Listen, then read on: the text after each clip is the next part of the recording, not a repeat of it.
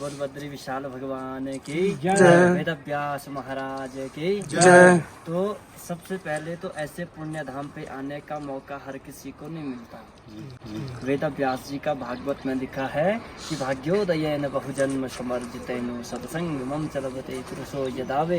एक ही जन्म के नहीं, जन्म जन्मों के भाग्यों का जब उदय होता तभी जाकर के यह स्थान प्राप्त होता है। तो वेद व्यास जी ने इसी पावन गुफा में बैठ करके हमारे जितने भी ग्रंथ वेद पुराण शास्त्र हैं उन सब की रचना यहीं पे की।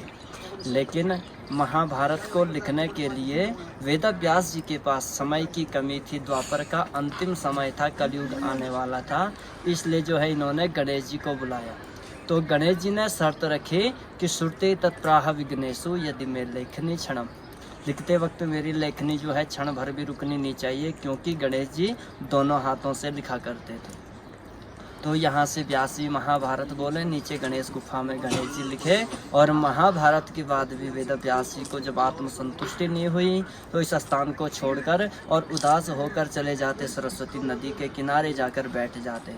नारद मुनि आते हैं, कहते कि भगवान तुम इतने दुखी क्यों हैं? तो व्यास जी कहते कि मैंने ग्रंथों का लेखन किया, वेदों का विभाजन किया, धर्म का निरूपण किया, 17 पुराण लिखे, तब भी मेरा चित्त जो है शांत नहीं हो रहा।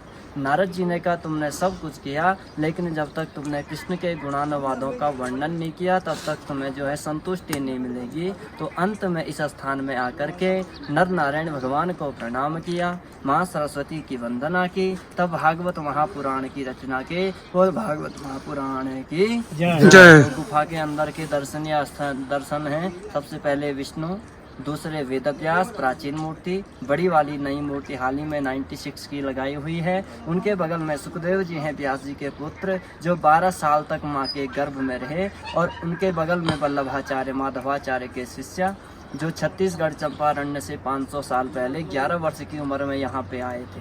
तो उस समय कोई साधन नहीं था आने जाने का, तो कैसे आए होंगे, और वो भी 11 साल की उम्र में। तो वल्लभाचार्य जो हैं एक ही सूत्र को लेकर आए थे कि ब्रह्म नद्याम सरस्वत्यामाश्रमो पश्चिमी तटे सम्या प्रासो इति प्रोक्तो ऋषीणाम शत्रुवर्धनम तस्मिन् स्वाश्रमे व्यासो बद्री षण्ड मंडिते। कि ब्रह्मा ज्ञान को देने वाली जहाँ पे माँ सरस्वती की धारा बह रही हो, सम्य प्रास नामक क्षेत्र हो, बेरी की झाड़ियाँ हो, उसी स्थान में जो है वेद व्यास जी का पुण्य धाम होगा। और जब वल्लभाचार्य जी यहाँ पे आए तो साक्षात दर्शन दिए वेद व्यास जी ने, क्योंकि अश्वस्थामा बलिर्व्यासो हनुमानश्च विभीषण कृपा परशुरामश्च सप्ते तैजजीविनो। बोल वेद व्यास भगवान की जय। ये देखो हमने जो है वो पंडित जी से रिक्वेस्ट की और पंडित जी ने जो है हमारे लिए गुफा के जो है वो द्वार खोल दिए हैं।